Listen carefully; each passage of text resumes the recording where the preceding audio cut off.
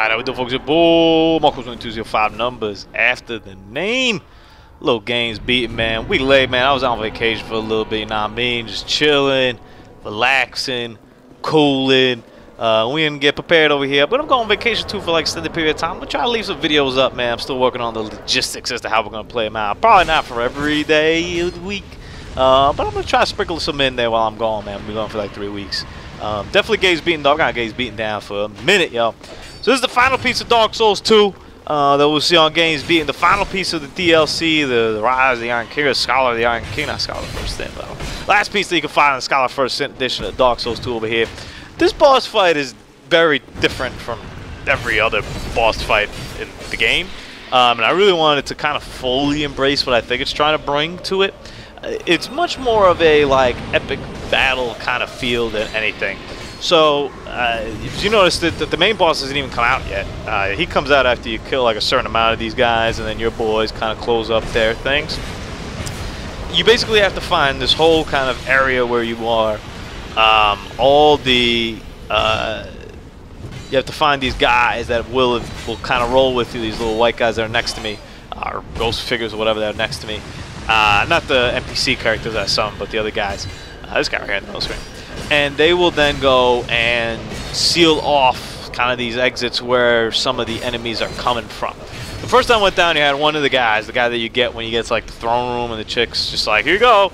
So I went down there, he sealed one, and then I kind of kept fighting the other guys. And I thought it was one of those bosses where, kind of like the Skeleton King and stuff like that, where just like a bunch of enemies come at you. There's not really one big one, but just a bunch of them. But I noticed there was no like health bars, and I wasn't even sure if this was a boss. And eventually I lasted long enough where the actual boss came out, and he just whooped my ass, and I was like, I don't understand, this is like really difficult. And then I saw that one of my guys had closed one of the things, and I was like, alright, well there's gotta be like 3 other of these dudes.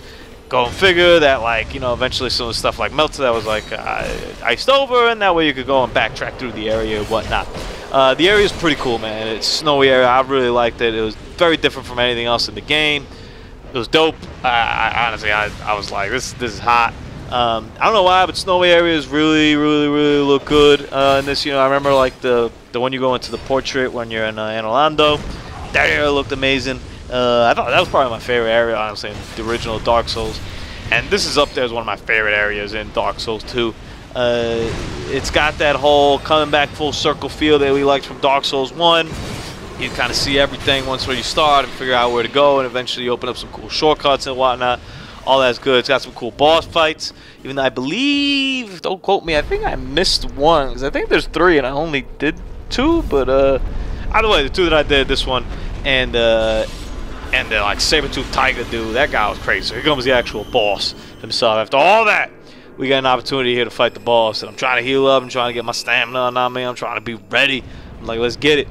Also, some of the NPC characters here, because to me this felt like really a big battle, like my guys against your guys. So I summoned everything, and plus I'm not gonna go back and play this game again. So I never say never, but I don't expect to go back and play this game again. So I wasn't gonna save these humanities or whatever for anything else. I was just gonna burn them all and let bygones be bygones. You know what I'm saying? This guy's pretty tough.